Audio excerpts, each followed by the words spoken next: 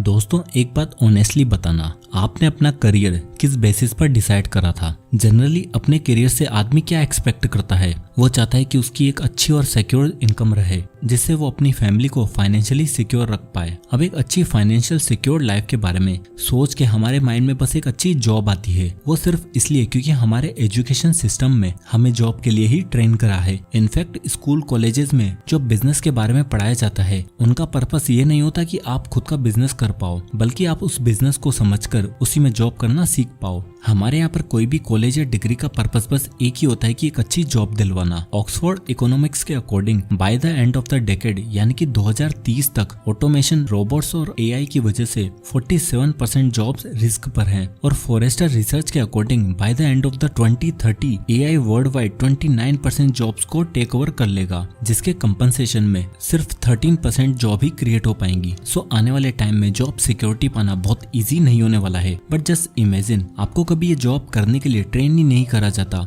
आपको बचपन से जॉब और बिजनेस बिल्ड करने के दोनों के बारे में इक्वल नॉलेज दी जाती, तो आप अपनी एजुकेशन फिनिश करके किस करियर पाथ को चूज करते हैं? एक कंपनी के एम्प्लॉय बनना या एक कंपनी को क्रिएट करना? इस सवाल का जवाब जानने के लिए आपको दोनों ही चीजों के प्रोज एंड कॉन्स पता होने चाहिए, जो आज इस वीडियो में मैं आपको रॉबर्ट कियोसाकी की 2 amazing books why A student work for C students और द कैश फ्लो क्वाड्रेंट की हेल्प से आज के टाइम के हिसाब से रियलिटी को देखते हुए जॉब और बिजनेस में फर्क बताऊंगा। तो आता है lesson number 1, the success myth. देखो, बचपन से हमें यही सिखाया जाता है कि अगर आप अपनी लाइफ में सक्सेसफुल होना चाहते हैं तो आपको बहुत मेहनत से पढ़ाई करनी चाहिए, अच्छे मार्क्स लाने चाहिए, एक रेप्यूटेटेड कॉलेज से अच्छी डिग्री लेनी चाहिए जिससे आपकी एक हाई पेइंग जॉब लगेगी और आप सक्सेसफुल हो जाओगे। और हमें इस पूरे बिलीफ सिस्टम से ब्रेन वॉश करा जा रहा है। सिंपली कहें तो हमारे एजुकेशन सिस्टम में हमें यही सिखाया जाता है कि लाइफ में सक्सेसफुल होने के लिए आपको ए स्टूडेंट होना चाहिए। पर ऑथर रॉबर्ट कियोसाकी के अकॉर्डिंग ये बिल्कुल उल्टा होता है। जहां वो अपनी book why A student work for C student में सक्सेस के एक मिथ को करेक्ट करते हैं। सक्सेस, अगर आप इस वर्ड की डेफिनेशन पर जाओ तो सक्सेस का मतलब होता है the fact that you have achieved what you want. पर आजकल इसकी डेफिनेशन बिल्कुल ही चेंज हो चुकी है और इसकी वजह से ज्यादातर लोग अपनी लाइफ के एक मिथ में जी रहे हैं, क्योंकि बचपन से हमें जो सक्सेस की डेफिनेशन सिखाई गई थी वो बस यही है कि सक्सेसफुल होने के लिए आपके पास पैसा होना चाहिए। अगर आपकी इनकम बहुत ज्यादा है, आपके पास एक बड़ा घर है, एक अच्छी गाड़ी है और हर मंथ आप अच्छा खासा अर्न कर लेते हो तो आप सक्सेसफुल हो। और हम खुद भी ऐसे ही लोगों से अट्रैक्ट होते हैं, उन्हें ही सक्सेसफुल मानते हैं। पर इन पैसों को कमाने का हमारी सोसाइटी के अकॉर्डिंग एक ही तरीका है, जो है एक वेल पेइंग जॉब। यानी अगर आपकी अच्छी जॉब है, आपकी सैलरी बहुत ज्यादा है तो आप सक्सेसफुल हो। और अगर ये बात सच है तो इसके अकॉर्डिंग दुनिया के सभी सबसे अमीर किसी कंपनी में जॉब कर रहा है। पर आप भी जानते हैं कि ये सच नहीं है, ये एक मिथ है, क्योंकि दुनिया के सबसे अमीर लोग जॉब नहीं करते। बहुत सारे सेल्फ मेड बिलियनियर्स के पास तो कोई कॉलेज डिग्री भी नहीं है। ऐसा इसलिए है क्योंकि लाइफ में सक्सेसफुल होने के लिए हमें ये सीखना बहुत ही ज्यादा जरूरी है कि पैसा कमाया कैसे जाता है, जो हमें कोई भी स्कूल नहीं सिखाता। कॉलेज में भी ऐसी कोई डिग्री नहीं होती है जो आपको पर्सनल फाइनेंस को मास्टर करना सिखाए। अब कोई बिजनेस करे या जॉब या कुछ भी करे, उसका अल्टीमेट गोल तो सक्सेसफुल होना ही है, जो कि डायरेक्टली पैसों से लिंक है। और सी स्टूडेंट्स ये बात जानते हैं कि वो एक जॉब करके कभी सक्सेसफुल नहीं बन सकते। जो सक्सेस की असली definition the fact that you have achieved what you want, इस बात से अलाइन नहीं होती। यही रीजन है कि उनका माइंड डिफरेंट डायरेक्शन में काम करता है। वो नई नई अपॉर्चुनिटीज को ग्रैब करने में बहुत आगे होते हैं। वहीं ए स्टूडेंट्स एक स्ट्रेट पाथ को फॉलो करते जाते हैं और कभी एजुकेशन सिस्टम को चैलेंज नहीं करते। ए स्टूडेंट्स और सी स्टूडेंट में सबसे बड़ा फर्क यही है कि उन दोनों की सक्सेस की डेफिनेशन बहुत ही अलग होती है। जिनमें से सी स्टूडेंट्स की सक्सेस बहुत ज्यादा बड़ी होती है, इसलिए वो उसे अचीव कर भी लेते हैं। वहीं ए स्टूडेंट्स की एक मीडियोकर सक्सेस को चेस कर रहे होते हैं, इसलिए वो भी उसे अचीव कर लेते हैं। दोस्तों, मैं यहाँ आपको एक कॉलेज से ड्रॉप आउट लेने के लिए इंकरेज नहीं कर रहा, जो करना बहुत ही स्टूपिड होगा। बस इस पूरी बुक में ऑथर का मेन पर्पस यही है कि कभी भी अपनी डिग्री, एक्सपर्टीज या किसी अचीवमेंट से अपने फाइनेंस को जज मत करो। ऐसा मत सोचो कि आप इन्वेस्टिंग के लिए एलिजिबल नहीं हो जस्ट बिकॉज आपके पास फाइनेंस की फील्ड में कोई डिग्री नहीं है। पैसा कमाना और उन पैसों को मैनेज करना, एसेट बिल्ड करना, इन्वेस्टिंग करना, ये सभी एक स्किल्स हैं। जैसे ड्राइविंग करना एक स्किल है, वैसे ही फाइनेंस को मैनेज करने के लिए आपको बस कुछ बेसिक सीखने हैं और उन्हें बहुत अच्छे से प्रैक्टिस करके अपनी लाइफ में इम्प्लीमेंट करना है। इसलिए आप चाहे किसी भी फील्ड से हो, कितना भी कमाते हो, पीएचडी हो या फिर ड्रॉप आउट, ये बात याद रखो कि आप अमीर बन सकते हो। Lesson number 2, discovering your place in the cash flow quadrant. एक सही करियर पाथ चुनना बहुत ही इंपॉर्टेंट है कि आप किस फील्ड में काम करने वाले हो, पर ऑथर के अकॉर्डिंग उससे भी कई ज्यादा ये इंपॉर्टेंट है कि आप उस पर्टिकुलर फील्ड में क्या काम करने वाले हो, जिसके लिए ऑथर हमें कैश फ्लो क्वाड्रेंट के बारे में सिखाते हैं, जहां हमें ये देखना है कि हमारे लिए इस क्वाड्रेंट में सबसे बेस्ट ऑप्शन क्या है, जो कि आपकी लाइफ की सबसे इंपॉर्टेंट चॉइस है। इस क्वाड्रेंट के चारों पार्ट को एक अल्फाबेटिकल लेटर से डिफाइन करा जाता है, जहां लेटर ई स्टैंड करता है एम्प्लॉयज के लिए, जो मोस्टली लोगों का फेवरेट है। एस स्टैंड करता है सेल्फ एम्प्लॉयड के लिए, जो कमीशन और फीस बेसिस पर काम करता है, जैसे doctors and lawyers. B represent करता है बड़े बिजनेस को, जहां आते हैं बड़े बड़े एंटरप्रेन्योर जैसे स्टीव जॉब्स, हेनरी फोर्ड, जो हजारों लाखों लोगों को हायर करते हैं। और लास्ट होता है आई, जो स्टैंड करता है इन्वेस्टर्स के लिए, जैसे कि अपने फाइनेंशियल जीनियस वॉरेन बफेट। ना प्रॉब्लम यह है कि हमारे पास 4 ऑप्शन है, पर हमें पूरे बचपन से स्कूल कॉलेज में ई या एस क्वाड्रेंट में रहने के लिए ही ट्रेन करा जाता है,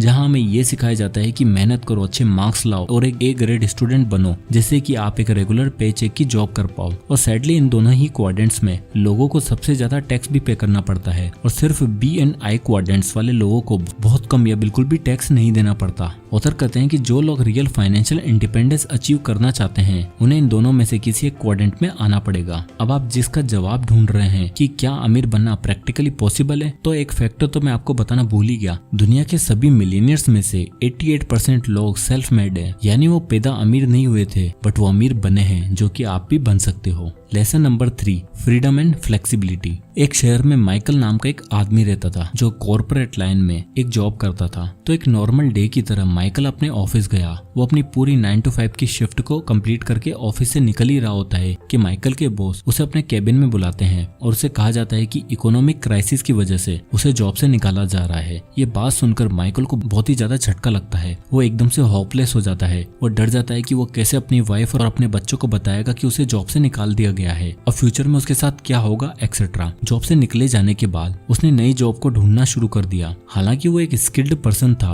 उसके पास अच्छी कॉलेज की डिग्री भी थी, बट प्रॉब्लम यही थी कि उसके जैसे मार्केट में बहुत सारे लोग थे, कोई भी आसानी से उसकी जगह ले सकता था। जॉब्स पाने के लिए कंपटीशन बहुत स्ट्रॉन्ग था। तो जब माइकल की जॉब कहीं भी नहीं लग रही थी, तो उसके एक फ्रेंड ने, जिसका फर्नीचर का बिजनेस होता है, वो माइकल को कहता है कि मेरे पास कुछ मैट्रेस पड़े हुए हैं जिसका कोई यूज नहीं है, तुम ये मैट्रेस मुझसे खरीद लो और उसे बेच दो, हो सकता है कि इससे तेरा प्रॉफिट हो जाए। ये ऑफर सुनकर माइकल ने डिसाइड किया कि वो ये रिस्क लेगा। तो उसने अपनी सेविंग्स के बचे हुए पैसे यूज करके एक शॉप रेंट पर ले ली और उन मैट्रेस को सेल करना शुरू कर दिया। बट एक प्रॉब्लम थी, जब भी कोई कस्टमर माइकल से मैट्रेस के बारे में पूछता था, तो वो कोई जवाब नहीं दे पाता था, क्योंकि उसके पास मैट्रेस की कोई नॉलेज ही नहीं थी। जिसे ओवरकम करने के लिए उसने इसके बारे में स्टडी करना शुरू किया, यूट्यूब पर वीडियोस देखी, इंटरनेट पर रिसर्च करी और उसने अपने बिजनेस से रिलेटेड बहुत नॉलेज कलेक्ट करी। उसने एक प्रॉपर बिजनेस प्लान बनाया, नए नए मार्केटिंग के आइडियाज के बारे में सीखा। जैसे माइकल ने डिसाइड किया कि वो मैट्रेस की डिलीवरी बाइसिकल से प्रोवाइड कराएगा और जो कस्टमर अपनी बाइसिकल लाएंगे उनको फ्री डिलीवरी मिलेगी। और ये आइडिया बहुत ही अच्छी तरह काम करा और ये रिस्क माइकल के लिए वर्थ ही साबित हुई। उसका ये बिजनेस चल निकला। अब ऐसा करने से माइकल की लाइफ बिल्कुल चेंज हो गई। उसने अपने जॉब के 9 to 5 के रूटीन को क्विट करा और इसे बिजनेस से उसे फ्रीडम मिली। वो जब चाहे काम कर सकता था, अपने हिसाब से अपना शेड्यूल सेट कर सकता था, अपनी फैमिली को टाइम दे सकता था, जो वो अपनी जॉब में कभी नहीं कर पा रहा था। और ऐसा बिजनेस को ऑथर माइक्रो बिजनेस कहते हैं, जहां ऑलमोस्ट कोई स्टार्टअप कॉस्ट नहीं लगती या बहुत कम लगती है और मोस्ट ऑफ द टाइम इसमें सक्सेस गारंटीड होती है। इसलिए बिजनेस ओनर के पास फ्रीडम और फ्लेक्सिबिलिटी होती है, जो एक सैलरीड एम्प्लॉय को कभी नहीं मिल सकती।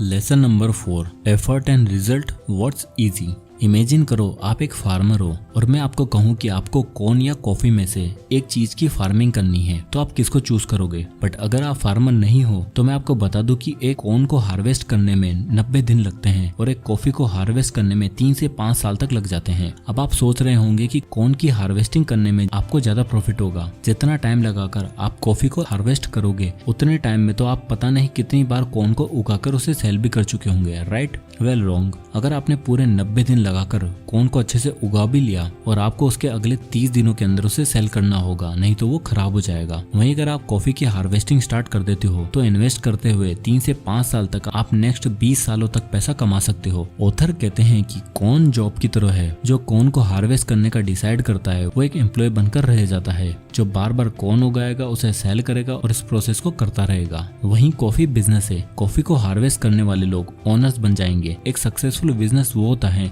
जहां आपको अपनी फिजिकल प्रेजेंस की जरूरत नहीं होती। ये मान लो कि बिजनेस में आप बस एक पैसे छापने की एक फैक्ट्री बिल्ड कर देते हो, जो कि स्टार्टिंग में मुश्किल होती है, इनफैक्ट बहुत मुश्किल होती है, जिसमें रिस्क होता है बट रिवॉर्ड भी बहुत बड़ा होता है। वहीं रिस्क तो जॉब में भी होता है बट वहाँ रिस्क कम होता है, बट वही बात है कि फिर रिवॉर्ड भी बहुत कम होता है। बेसिकली एक एम्प्लॉय किसी और के लिए पैसा छापने वाली फैक्ट्री में काम करता है, जहाँ वो अपना टाइम सेल करता है, जिसके बदले में उसे पैसे मिलते हैं, और उस फैक्ट्री के ओनर उसका टाइम खरीद कर उससे पैसे कमाते हैं, जिसका कुछ शेयर वो उस एम्प्लॉय को दे देते हैं, और आखिर में टाइम और मनी की सारी लग्जरी वो ओनर एंजॉय करता है। Lesson number 5, satisfaction. नेशनल सर्वे के अकॉर्डिंग यूएस के सभी एम्प्लॉयज पर जब रिसर्च करी गई थी, जिससे ये पता चला कि 71% एम्प्लॉय की जॉब में रिपीटेटिव वर्क होता है, जिससे वो एक रोबोट की तरह हर दिन बिना कुछ कही एक काम को बार बार करते रहते हैं, जिसका रिजल्ट ये था कि सिर्फ 15% लोग ही अपनी जॉब से सेटिस्फाइड और हैप्पी थे। बाकी रेस्ट 85% लोग अपनी जॉब को हेट करते थे। वेल, इस हेट का रीजन यही है कि हर कोई अपनी लाइफ अपनी मर्जी से क्रिएट करना चाहता है, हर कोई अपने सेट करे हुए रूल से चलना चाहता है। कोई भी पर्सन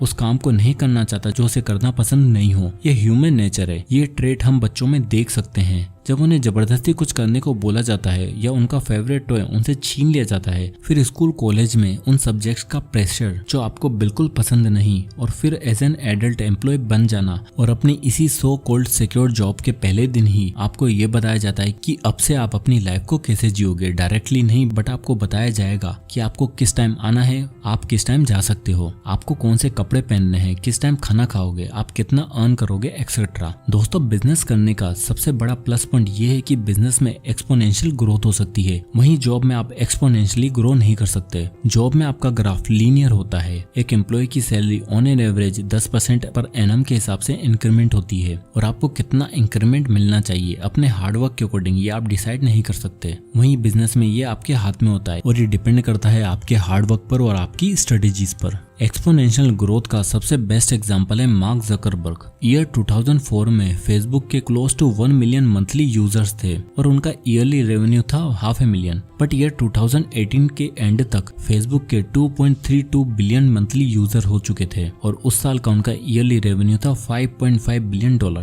फिजिक्स के अकॉर्डिंग एक फॉर्मूला मैं बताऊं तो in business hard work is directly proportional to success. मतलब आप जितनी ज्यादा मेहनत करोगे आपको उतना ही ज्यादा रिटर्न मिलेगा, ये गारंटीड है। अगर आप अपना बिजनेस से इनफ अर्निंग करने लग जाते हो तो आपको रोज 9 to 5 की जॉब की तरह उसमें टाइम नहीं देना होता। वहीं जॉब में आप चाहे कितना भी हार्डवर्क कर लो, आपका मंथली पेचेक फिक्स्ड होता है, और अगर आपकी सैलरी बहुत अच्छी भी है तब भी आपको रोज जाकर उतना ही टाइम देना होगा। एक रिसर्च के अकॉर्डिंग एंटरप्रेन्योर या बिजनेस ओनर एक एम्प्लॉय से बहुत ज्यादा काम करते हैं। वो लोग ऑलमोस्ट 60 आवर्स ए वीक काम करते हैं, बट ओनर्स एम्प्लॉय से बहुत ज्यादा हैप्पी होते हैं। इस रिसर्च में ज्यादातर एंटरप्रेन्योर्स का कहना है कि मेरी लाइफ बिल्कुल परफेक्ट है, मैं हमेशा से ही यही लाइफ चाहता था, और अगर मैं यही लाइफ दोबारा जी पाता तो मैं हमेशा एक बिजनेस ओनर ही बनता। इस स्टडी के अकॉर्डिंग ज्यादातर एम्प्लॉइज मनी को ही अपना मोस्ट वैल्यूएबल एसेट मानते हैं, वहीं मोस्टली बिजनेस ओनर और एंटरप्रेन्योर टाइम को अपना सबसे वैल्यूएबल एसेट मानते हैं। इसलिए बिजनेस ओनर अपनी लाइफ में ज्यादा सेटिस्फाइड फील कर पाते हैं। दोस्तों, ये थे वो 5 लेसन्स जो आपको जॉब और बिजनेस में डिफरेंस बताएंगे। सो आई होप कि ये वीडियो आपको पसंद आया होगा।